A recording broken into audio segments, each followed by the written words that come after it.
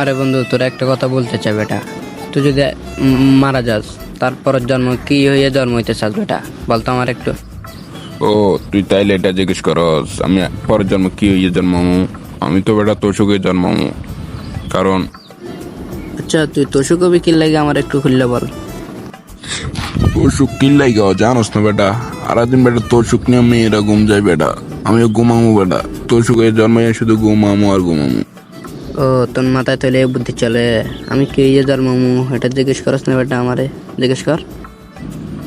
তো খুললা বল বন্ধু, আমি জানি লই তো বুদ্ধিটা। আমি তো বেটা অ্যান্ড্রয়েড সাইড হয়ে জন্মামু। টাইম মতন চাষ, টাইম মতন ঘুম, সব কিছু বেটা প্যারা চারা চিল। অনগের জমানায় মানুষ নিজেকে যত যত্ন করে না, তার থেকে বেশি অন্য কেউ যত্ন করে মোবাইলকে। বুঝছ না?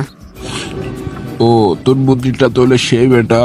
আমার আগে বলতি তাহলে আমি এই কাজটা করে আলাইতাম বেটা।